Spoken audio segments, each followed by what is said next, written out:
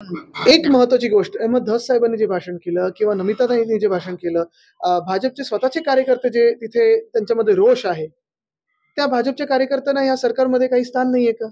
त्यांची जी आज मनस्थिती झालेली आहे, त्यांचं जे मनातलं दुःख आहे, त्या भाजपच्या कार्यकर्त्याला कोण त्यांना साथ देणार आहे?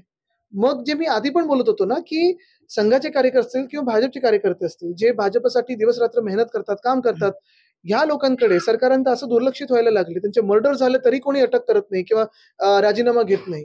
तर मग भाजपच्या कार्यकर्त्यांनी नक्की ह्याच्यातून काय समजायचं? सर, इलेक्शन कमीशन की ओर से दिल्ली के चुनाव की तारीखें डिक्लेयर कर दी गई है। इलेक्शन कमीशन ने ये भी कहा है कि ईवीएम पे जो आरोप लगाए जा रहे थे, वो ईवीएम के आरोप सब झूठे हैं, ईवीएम कभी हैक नहीं होता। वीवीपैट को भी लेकर उन्होंने कई बातें की है जिसको ईवीएम हैक होता है, नहीं होता है, ये उन्होंने चैलेंज अगर स्वीकारते हैं, तो लोग दिखा सकते हैं, जागतिक एक चैलेंज निकालिए, कर सकते हैं इस पे। दूसरी बात यही होती है कि चलो ना फिर एक एक्सपेरिमेंट करते हैं, ईवीएम साइड में रखते हैं और उसी के बाजू में हम बैलेट पेपर रखते हैं, देखते हैं कैसे वोटिंग होता है। और सबसे अहम बात यही है कि अगर आपने देखा होगा तो इलेक्शन कमीशन का जो बर्ताव था पूरे 2024 के चुनाव में, फिर वो लोकसभा का हो या फिर विधानसभा का हो, उनका बर्ताव entirely compromise commission of India ऐसे था और ये मैंने नजदीक से देखा है। मराठीचा मुद्दा वारंवार उपस्थित केला जातोय. मराठी तरुणांना नोकऱ्या नाकारल्या जात आहेत. अशामध्येच काही दुकानांमध्ये मराठी पाट्या अजून देखील लावल्या नाहीत. आपल्या पक्षाकडून त्या दुकानांना काळं फासण्यात आलेलं आहे. यावरती काय प्रतिक्रिया? पण आता सरकार कधी काम करणार आहे याच्यावर? आम्ही आंदोलन करत राहू. तुम्ही हे बातम्या दाखवत राहाल. आपल्या लोकांना दुःख होत राहील. पण कुठे ना कुठेतरी जे बहुमताचं ईव्हीएमचं सरकार आलेलं आहे, ते आपल्या राज्यातल्या लोकांसाठी बोलणार आहे का? कारवाई होणार आहे का? आपण आणि उद्धव ठाकरे यांनी घेतलेल्या देवेंद्र फडणवीसांच्या भेटीनंतर अनेक चर्चांना उधाण आलेलं आहे. पालिके निवडणुकीपूर्वी या भेटींना खूपच असं महत्त्व दिलं जातंय. नेमकं काय आहे?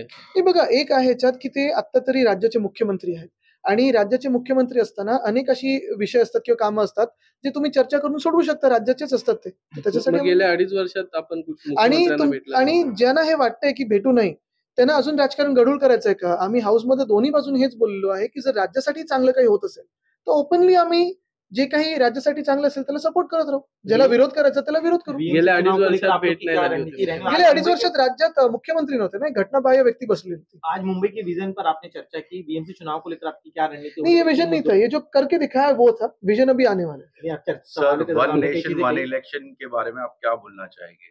अभी एज वी नो कि ईवीएम्स आर करप्टेड, तो फिर आगे ये तो लार्ज स्केल पे होगा। देखिए, वन नेशन वन पोल पे जिन्होंने ये बिल लाया था, उनको पहले बात करनी दीजिए, क्योंकि अभी तो उन्होंने जॉइंट पार्लियामेंट्री कमेटी को भेजा है। वहां से जो सजेशंस आएंगे वो सदन में आएंगे, फिर उस पर बातचीत होगी, चर्चा हो सकती है। मुझे लगता है कि पहली बात तो ये चर्चा होनी चाहिए कि इसमें क्या है, क्योंकि बहुत बार चुनाव के पहले और चुनाव के दरमियान भाजपा से कई ऐसे बिल्स आते हैं, फिर सिविल कोड का हो, वन नेशन वन पोल का हो, और फिर चुनाव होने के बाद वो जेपीसी में चले जाते हैं। जब भी कोई दूसरा चुनाव आता है फिर उसे रिवाइव करते हैं, फिर वापस अंदर जाते हैं। तो इस पे बात हो, जनता में चर्चा हो और फिर जो देश के लिए उचित हो वो ही हो सकता है। Thank you.